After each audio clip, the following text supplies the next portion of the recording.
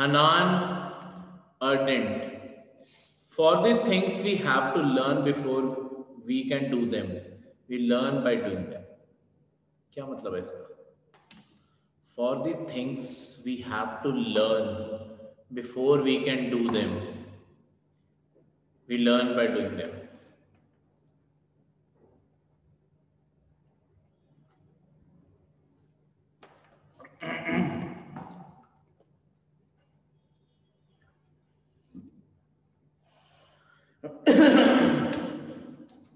क्या मतलब है इस कोटेशन का?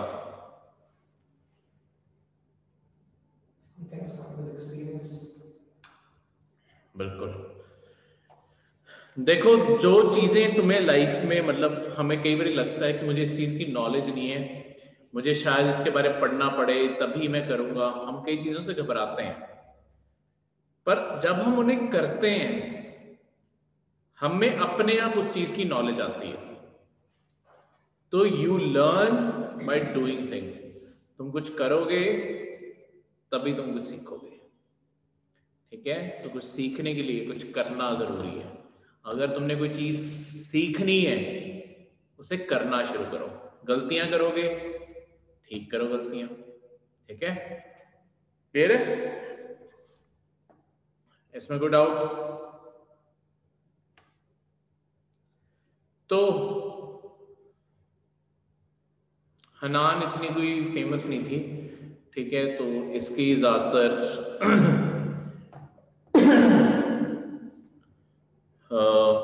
हाँ, इसने सिर्फ एक चीज लिखी थी कि कैसे आपकी कोई भी सरकार एक टोटलिटेरियन स्टेट कौन सी होती है?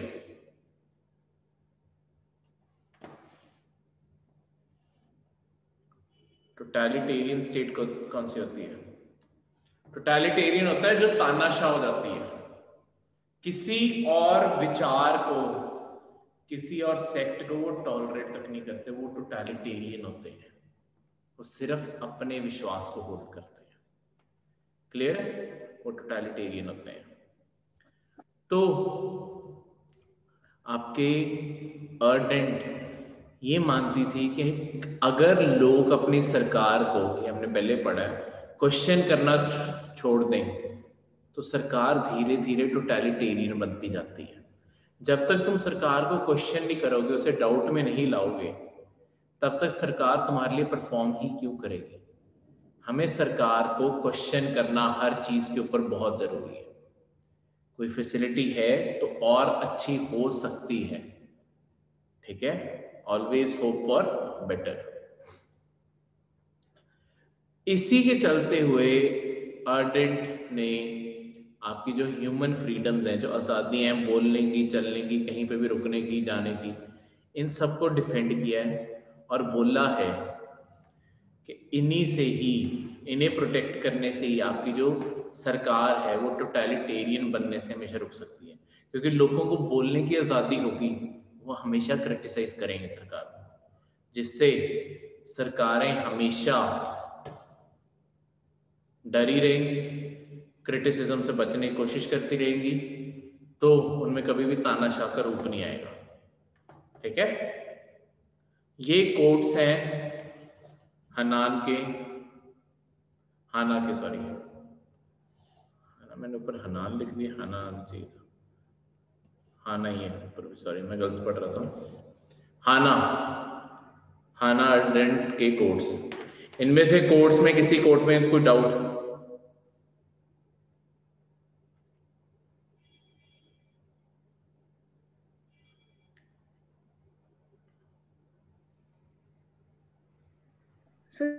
सेकंड लास्ट है नीचे, सब तो लास्ट वाला।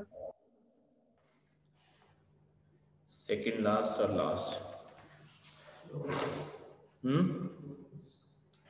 हाँ हाँ, बाकी भी देख लो, पढ़ लो बाकी भी।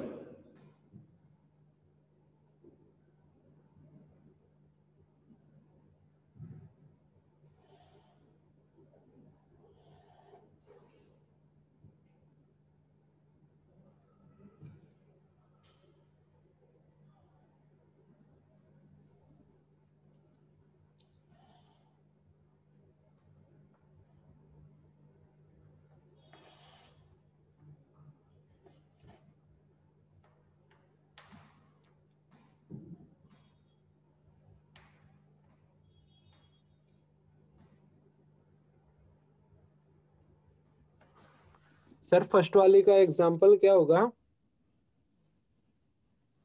मोस्ट रेडिकल रेवोल्यूशन, बिल्कुल। ये आप यही लगा लो, आपके सोवियत यूनियन जिन फ्रीडम से ये शुरू हुई थी, थोड़े ही टाइम में, मतलब पूरे सोवियत यूनियन के रेवोल्यूशन को तुम इसमें कंसिडर कर सकते हो। किसी एक को तो क्यों पॉइंट आउट करना, क्योंकि व्लादिमीर ने ओरिजिनली की थी, लेनिन ने की थी, पर लेनिन की जल्दी डेथ हो गई थी। लेनिन लिबरल ही था। पूरे सोवियत यूनियन एक रेवोल्यूशन था, रेडिकल रेवोल्यूशन था। ओरिजिनली जब सोवियत यूनियन बना, वो इस प्रॉमिस से बना कि पूरी अब सोवियत का राज होगा, फैक्ट्री वर्कर्स का राज होगा, सब मिलके सरकार चलाएंगे, लोग जैसे चाहेंगे वैसी सरकार होगी, ठीक, सबको बराबरी मिलेगी, ऐसे ऐसे वादे। पर जब पावर एक्चुअली सोवियत के हाथ में आई, जिन लोगों के हाथ में आई, वो फिर उसे अपने पास रखने के लिए कंजर्वेटिव हो गए कि नहीं, पावर लिमिट होनी चाहिए, लोगों को ज्यादा बोलने की आजादी नहीं होनी चाहिए। जब पावर आती है, मतलब होता क्या है कि जब रेवोल्यूशन हो गया, जब तुम्हारे पास पावर आ गई रेवोल्यूशन के बाद, तो तुम अपने आप एक कंजर्वेटिव बन जाते हो, क्योंकि तुम अब जो तुमने हासिल किया है उसे प्रिजर्व करने के लिए तुम सारी कोशिशें करने लग जाओगे। ठीक है, इससे मीनिंग है इसका। ये क्लियर है?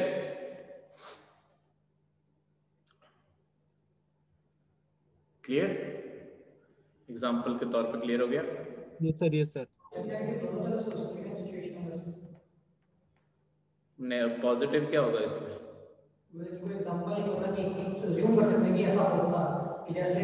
इसमें पॉजिटिव नेगेटिव वाला कुछ भी नहीं है, ये होता ही ऐसे है। मतलब इसमें सिर्फ तुम इसी साइड पे लिख सकते हो कि हर जीत के बाद जो जीता होता है, जो विनर होता है, वो अपनी विन को प्रिजर्व करने के लिए आगे कोई ना जीत पाए उसकी पूरी बेजोड़ कोशिश करेगा। ये उस तरीके से बोला गया। थर्ड है, war has become a luxury that only small Nations can afford. बहुत ही अच्छी कोटेशन। क्या मतलब है इसका, सोच के देखो।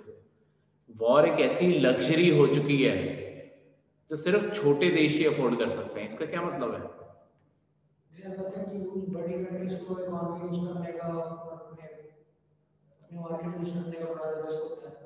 तो वो तो छोटी भी लूज कर जाएंगी। छोटी के लिए लग्जरी क्यों है ये? बड़ी कंट्रीज, अब जो वॉर्स होनी इतनी कम क्यों हो गई है? बड़ी कंट्रीज के लिए वॉर लड़ना एक्चुअली पॉसिबल नहीं है, क्योंकि कोई बात नहीं, जितना बड़ा, कोई बात नहीं, बाद में उठा लेंगे। जितना बड़ा देश होता है, नहीं होगा, कोई बात नहीं, बाद में देखेंगे, बैठ जाओ, कोई बात। जितना बड़ा देश होगा उतनी बड़ी उसकी इकोनॉमी होगी, उतने ज्यादा लोग उसमें रहते होंगे, तो स्केल ऑफ डिस्ट्रक्शन जो है वो बहुत ज्यादा हो जाएगी। डिस्ट्रक्शन छोटों की भी होगी, पर छोटे कभी इतनी लार्ज स्केल पे ना दूसरे का डैमेज नहीं कर सकते कि उनका कोई डैमेज कर दे। ठीक है, उनके जो डिस्प्यूट होते हैं वो छोटे मोटे रह जाते हैं। बड़ी कंट्रीज जब वॉर पे जाने को होती हैं, वो स्केल बड़े से बड़ा रखें।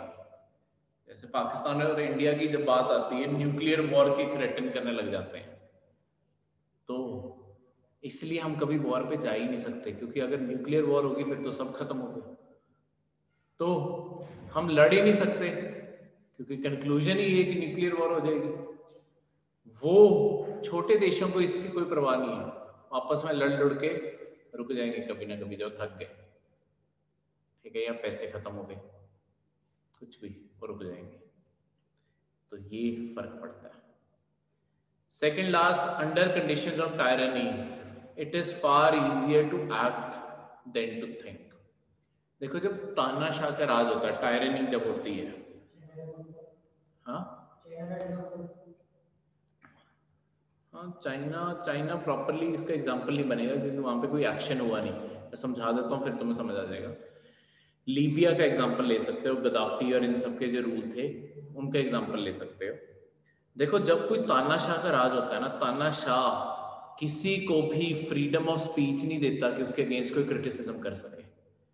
तो वहां पे बोलने सोचने की आजादियां लिमिटेड होती हैं, पर जो सडन रेवोल्यूशन होता है उसमें पार्टिसिपेट कर सकते हो, क्योंकि उसमें फिर तानाशाह की अपनी सरकार पलटी जा रही होती है। तो वहां पे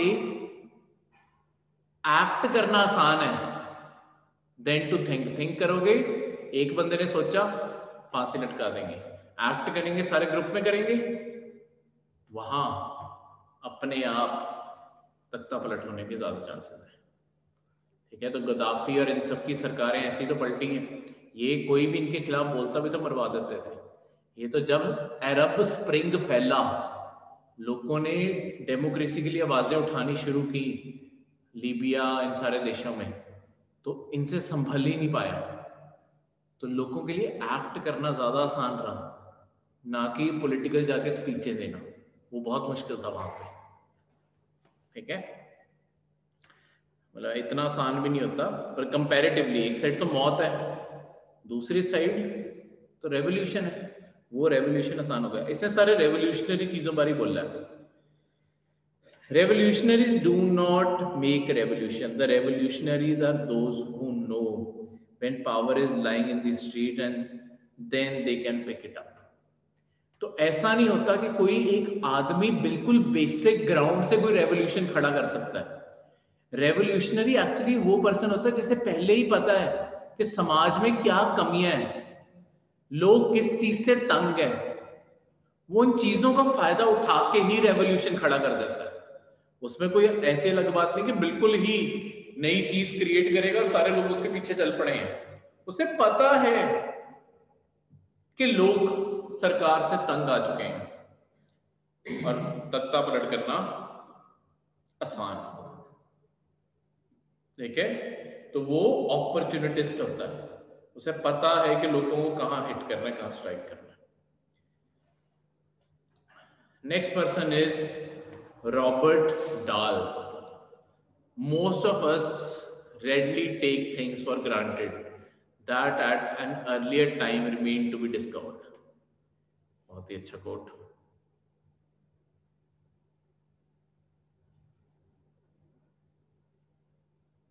क्या मतलब है इसका?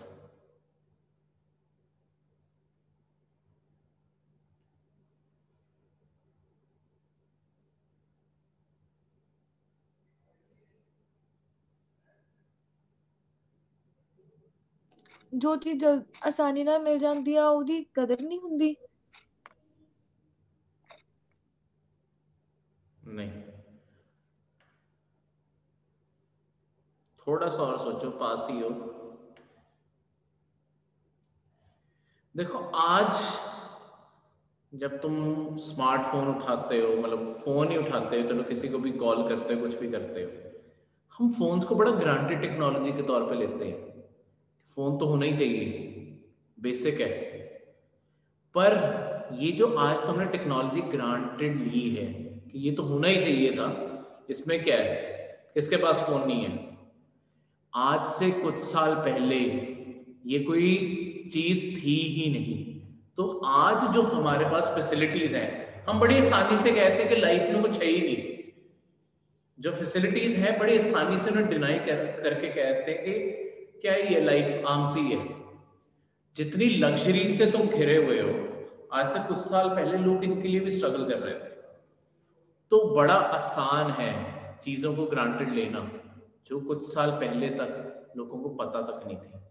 आज इतनी यूज टू हो गई हैं कि हम उन्हें फालतू में ले लेते हैं। ठीक है, कोई भी चीज लगा लो, एसी लगा लो, इलेक्ट्रिसिटी लगा लो, आज से कुछ साल पहले तक सारा 24 घंटे बिजली होना कोई बहुत बड़ी बात थी। ठीक है, अब सारा दिन बिजली 1 घंटे का भी कट लग जाए, लोग जो इलेक्ट्रिसिटी डिपार्टमेंट को गालियां देना शुरू करते हैं, क्या कर दिया। पहले तो गांव में आती दिन में 2 घंटे लाइट थी, घंटा 1.5 घंटा। ठीक है, तो कुछ ही सालों में अब कितनी। तो जितनी फैसिलिटीज लाइफ में बढ़ती जाती है ना, हम उन्हें आराम से ग्रांटेड लेते जाते हैं। ये रियलिटी है लाइफ की। अब रॉबर्ट डाल ने ना एक इफेक्टिव डेमोक्रेसी बनाने के लिए 5 चीजें बताई हैं कि अगर ये 5 चीजें पूरी कर सकोगे तो डेमोक्रेसी, सबसे बेस्ट डेमोक्रेसी वही होगी। ठीक है, तो कहीं पे भी तुम्हें डेमोक्रेसी का कोई भी क्वेश्चन आता है या तुम्हें सजेशन देने हैं, अगर ये भी याद रखो इंडिया की डेमोक्रेसी को इंप्रूव करने के सजेशन देने हैं, ये सजेशन के तौर पे लिख सकते हो।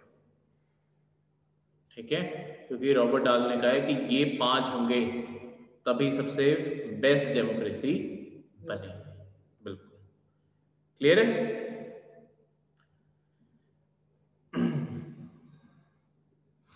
अब थ्योरी ऑफ प्लूरलिज्म, ये भी क्या कहते हैं, डेमोक्रेसी से जुड़ा हुआ है।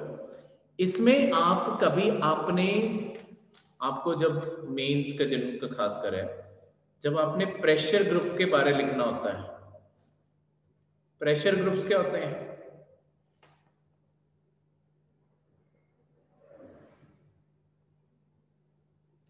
प्रेशर ग्रुप्स क्या होते हैं?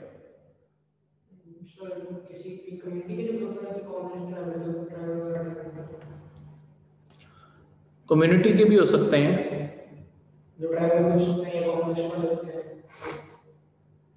जरूरी नहीं है। मतलब प्रेशर ग्रुप होते हैं जैसे कि ऑल इंडिया किसान सभा,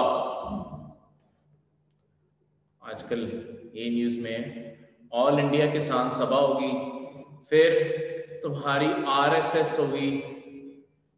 ठीक है, फिर बिजनेस ऑर्गेनाइजेशंस की बात की जाए, एफआईआई कह दिया, एफआईसीसीआई फिक्की, ठीक है, सीआईआई, ये बिजनेस ऑर्गेनाइजेशंस है।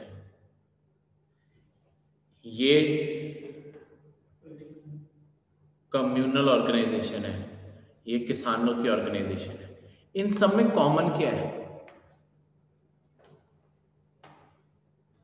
हाँ जी, इन सब में कॉमन क्या है? ये बिजनेस की ऑर्गेनाइजेशन है, ये कम्युनल है, ये किसानों की है, फार्मर्स की है। में कॉमन क्या है? ये सब एक ऑर्गेनाइजेशन के, पहले तो सारे की सारी ऑर्गेनाइजेशंस हैं, एक साथ मिलके कॉमन वॉइस सरकार के आगे रखते हैं। ठीक है, दूसरी चीज, ये इलेक्शन नहीं लड़ते। पॉलिटिकल पार्टीज और प्रेशर ग्रुप में यही तो फर्क है, पॉलिटिकल पार्टी बस इलेक्शन लड़ने लग जाती है, इनका भी कोई मोटिव है ना, इनका जैसे बिजनेस है, उनका एग्रीकल्चर है, आरएसएस का कम्युनल है, पर ये इलेक्शन नहीं लड़ रहे। आरएसएस इलेक्शन नहीं लड़ती, बीजेपी लड़ती है। बीजेपी और आरएसएस में यही फर्क है, बीजेपी पॉलिटिकल पार्टी है, आरएसएस प्रेशर ग्रुप है। प्रेशर ग्रुप का काम होता है अपनी डिमांड्स सरकार से मनवाना, एज अ ग्रुप वॉइस इकट्ठी करना और उनके आगे रखना।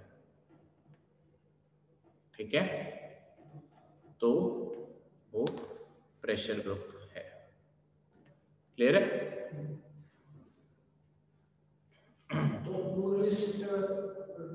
प्लूरिस्ट होता है कि जब आपके सरकार के ऊपर मल्टीपल ग्रुप्स अपनी डिमांड्स एक्सर्ट करते हैं और जो डिसीजन मेकिंग है सरकार की उसे इन्फ्लुएंस करते हैं।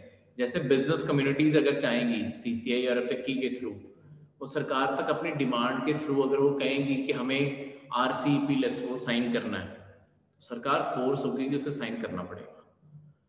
ठीक है, तो ये काम इनके थ्रू हो सकते हैं। ठीक है, तो सरकार के डिसीजन मेकिंग, यानी कि सरकार के इकलौते के पास नहीं रहा ना, उसके ऊपर इन्फ्लुएंस हो रहा है बाहर से, वो प्लूरलिज्म की थ्योरी है। तो ये डेमोक्रेसी के लिए अच्छा माना जाता है। ठीक है, ये 2 कोट्स हैं, किसी में कोई डाउट है तो पूछो।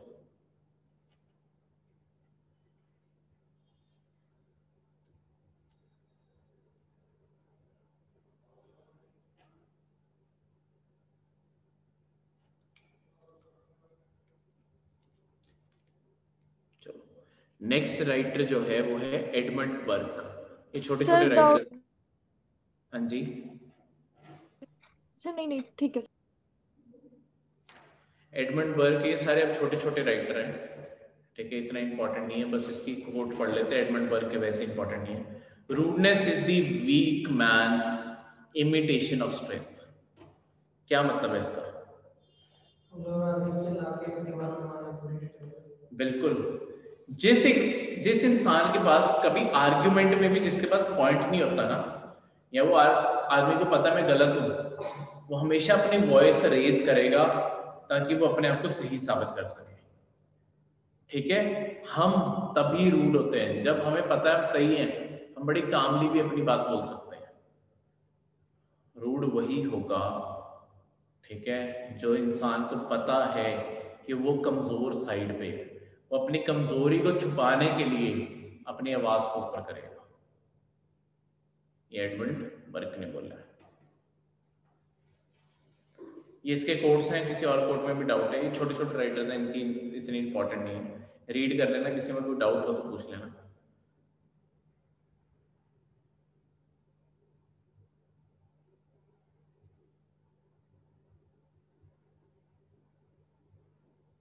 सो फोर्थ लास्ट समझाइयो लिबर्टी वाला। आपने भी कोई कहा? हाँ, liberty does not exist in the absence of morality.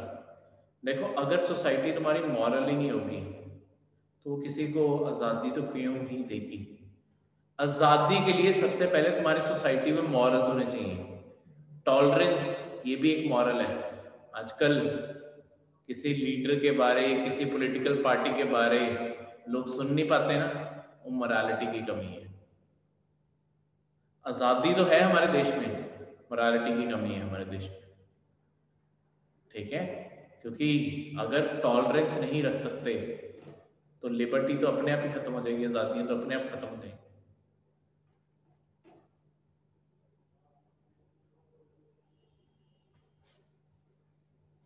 Sir Last, it is generally in the season of prosperity that men discover their real temper, principles and design.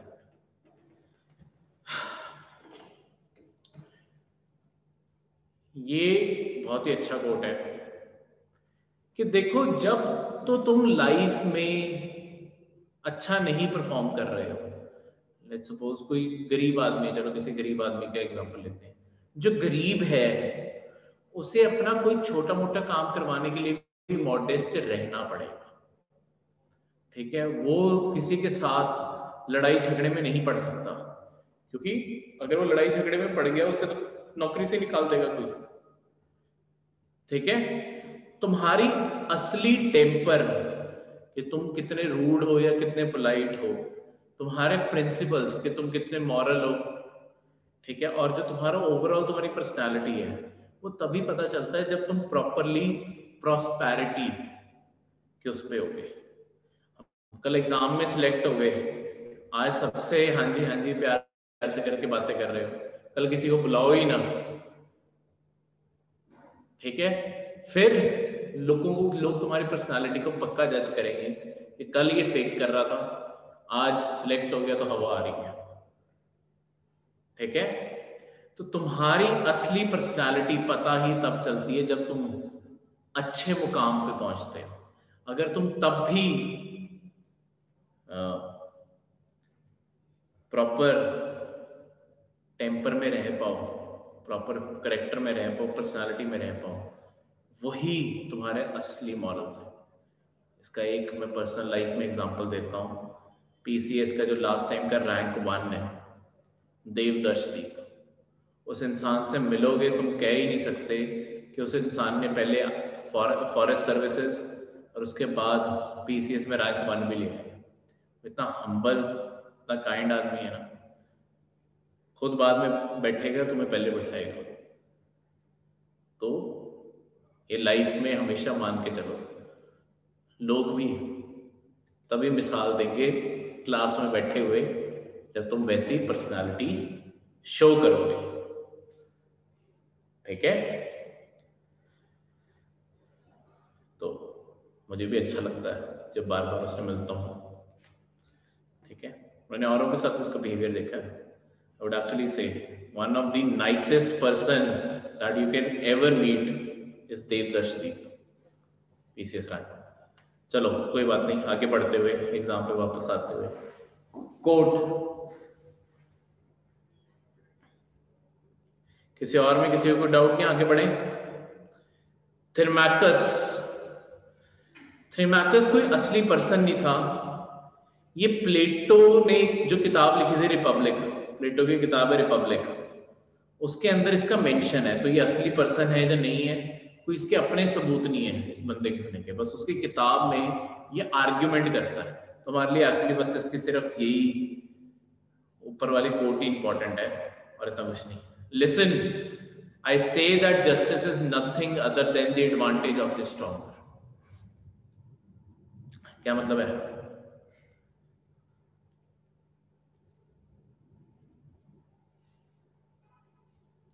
कड़वी बात करके गया यहाँ पे, क्या मतलब है इसका?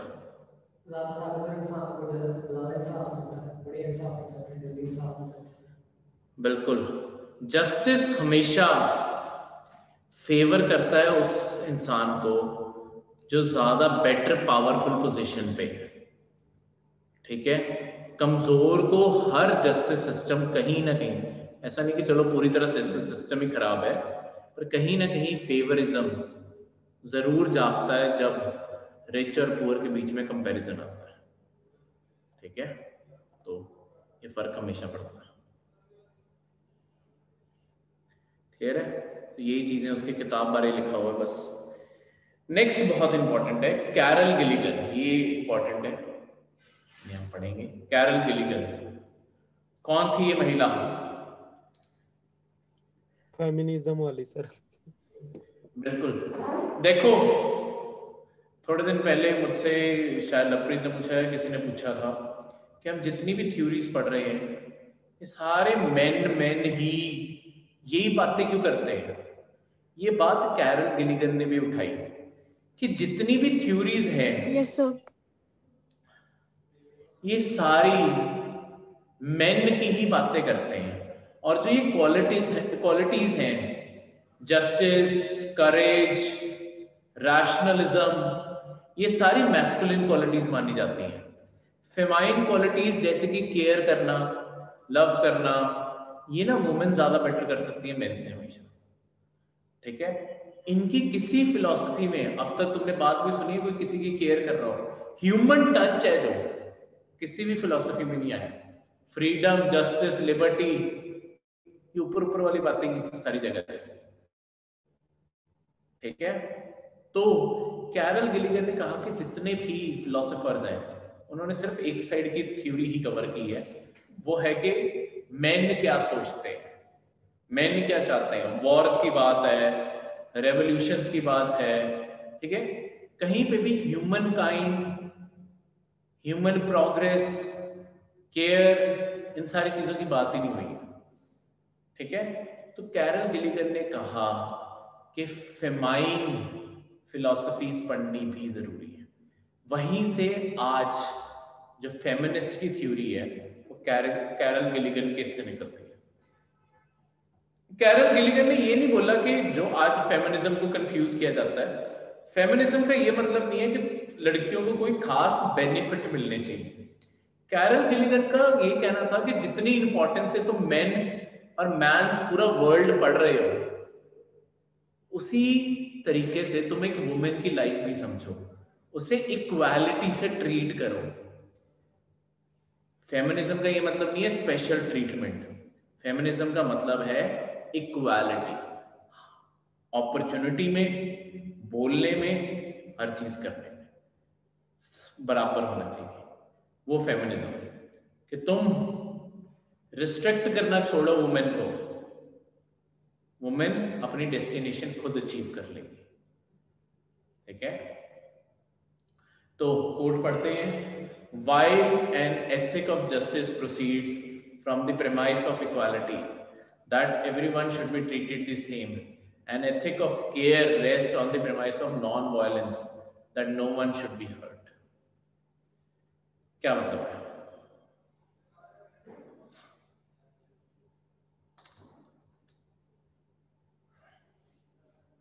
जब इंसाफ देने के टाइम पे हम एक बेस बनाते हैं कि सबको इक्वल रखा जाए, सबको इंसाफ सेम मिलना चाहिए। सेम तरीके से अगर किसी का ख्याल रखने की बात आती है तो सबसे पहले जो बेस होना चाहिए वो नॉन वायलेंस होना चाहिए, किसी को नुकसान ना पहुंचाए। बिल्कुल। तो ये एक फेमाइन क्वालिटी की बात की गई है कि जहां तुम कहते हो कि जस्टिस के लिए सबसे पहले इक्वालिटी होना जरूरी है, सबको बराबर ट्रीट करना जरूरी है, वहीं पे अगर तुम लोगों के लिए केयर करना चाहते हो तो सबसे पहले केयर में सबसे जरूरी क्या है कि लोगों को तकलीफ पहुंचाने बंद करो, नॉन वायलेंट हो जाओ। नॉन वायलेंट हो गए तो अपने आप लोगों को तकलीफ नहीं होगी, अपने आप लोग खुश रहेंगे। नेक्स्ट है कॉन्फ्यूशियस। चाइना के अंदर जो इस टाइम सबसे बड़ा रिलीजन है कॉन्फ्यूशियज्म, ये चाइना के अंदर मानी जाती है सबसे बड़ी फिलॉसफी है, ठीक है, और इसी से जुड़ा उनका रिलीजन है कॉन्फ्यूशियस। ये चाइनीज था। It is more shameful to distrust our friends than to be deceived by them. बहुत ही अच्छा कोट।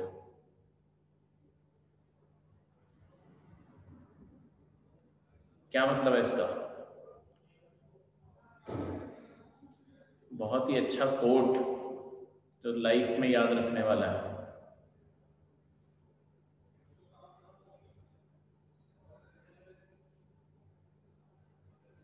देखो, जब तुम दोस्त बनाते हो, दोस्ती की नींव किस चीज के ऊपर होती है, उसकी फाउंडेशन किसके ऊपर है?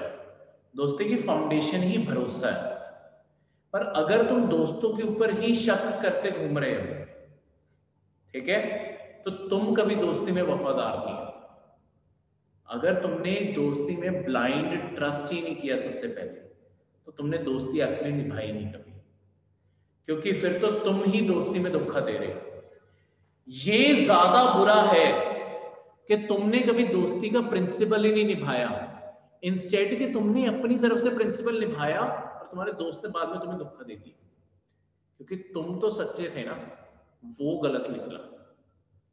दूसरी साइड पे तुम भी गलत थे, चाहे तुम धोखे से बच गए, तो तुमने कभी दोस्ती तो निभाई नहीं प्रॉपरली, हर चीज को देखे शक की नजर से। तो ये इस कोट का मतलब है कि जो रिश्ते बनाओ ब्लाइंड ट्रस्ट से बनाओ, ठीक है। धोखा मिले वो उसकी गलती है, तुम ना ट्रस्ट करो तुम्हारी गलती है। क्लियर है? तो अब आपके कन्फ्यूशियस की जो पूरी थ्योरी है वो 5 टर्म्स में बांटी जा सकती है: येन, चुनसु, ली, तिन, वेन। सबसे पहले येन, virtue of virtues. Virtue of virtues क्या होता है? हाँ,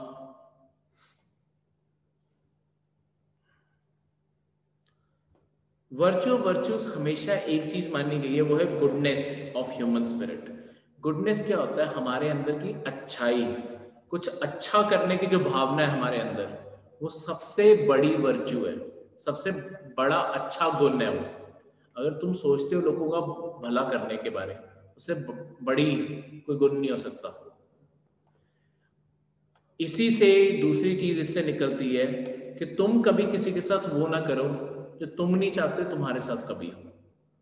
अगर तुम नहीं चाहते तुम्हें कोई हर्ट करे, तुम भी ना किसी को हर्ट करो, ठीक है। यही गुडनेस की भावना है और यही येन है, ठीक है।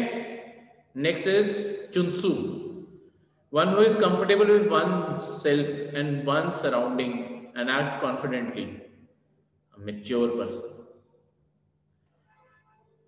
चुनसु कहता है अगर लाइफ में तुम कॉन्फिडेंट रहना चाहते हो और जो अचीव करना चाहते हो, अब सबसे पहले अपने ऊपर भरोसा करना सीखो, अपने आप पे कॉन्फिडेंट महसूस करो।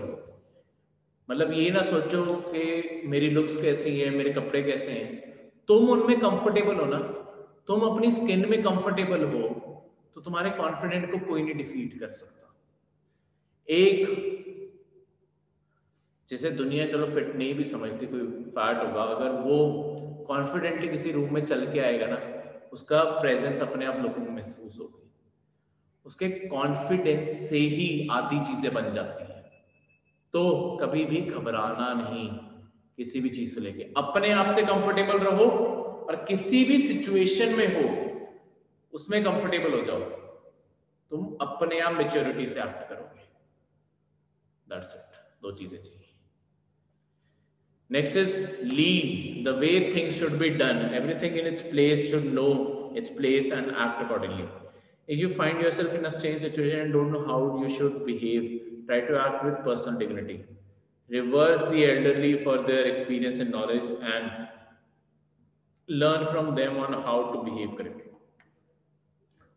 देखो, तुम्हारा हर सिचुएशन में कोई ना कोई रोल है, पेरेंट्स के साथ, फ्रेंड्स के साथ, एजुकेशन के साथ।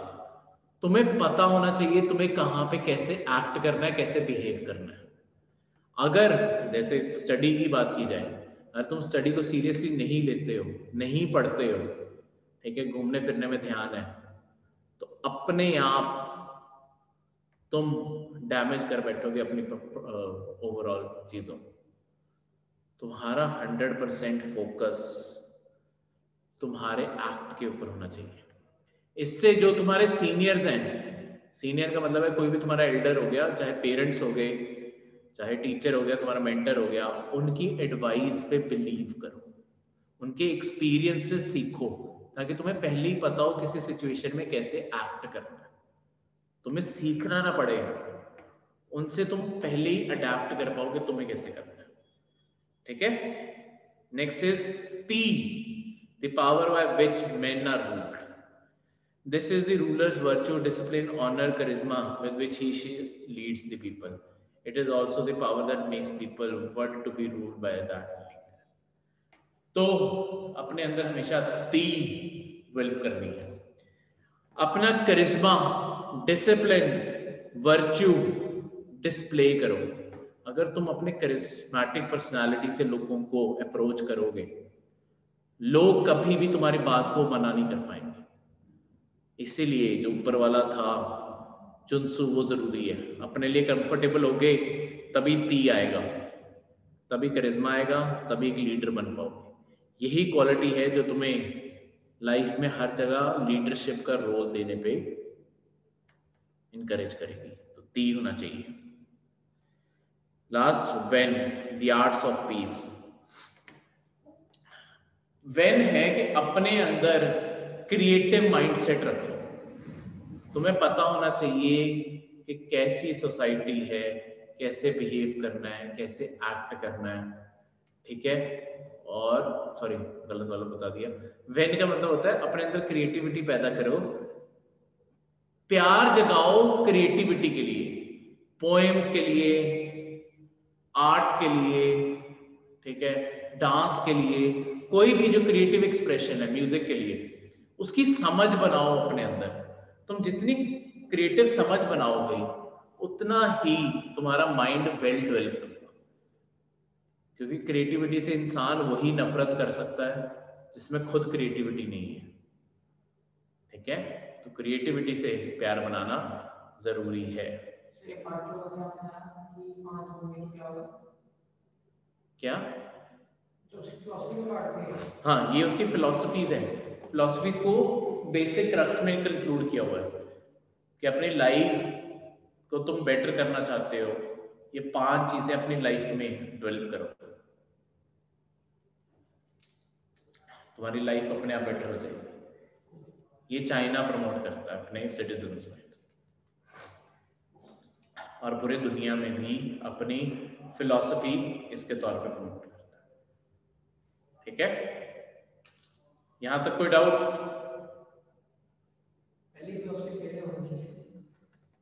वो तो चलो चाइना खुद नहीं मानता, पर ये उनकी सॉफ्ट पावर का हिस्सा है। चाइना को सॉफ्ट पावर कभी नहीं समझा जाता था, बिकॉज उन्होंने अपना रिलीजन खत्म कर दिया। तो चाइना अपने सॉफ्ट पावर के तौर पे, जैसे हम योगा पूरी दुनिया में फैलाई है, पूरी दुनिया में रिकॉग्नाइज है, चाइना ऐसी रिकॉग्निशन चाहता है कन्फ्यूशियस की थ्योरीज फैला के, जो इतनी कामयाब नहीं है। अभी अभी रिसेंटली ट्रंप ने कन्फ्यूशियस के बहुत सारे इंस्टीट्यूशंस यूएसए में बंद कर दिए थे। चाइनीज फिलॉसफी अगला नहीं चाहता फैलाई जाए तो बंद कर दिया। ठीक है, तो ये था आज तक का लेक्चर।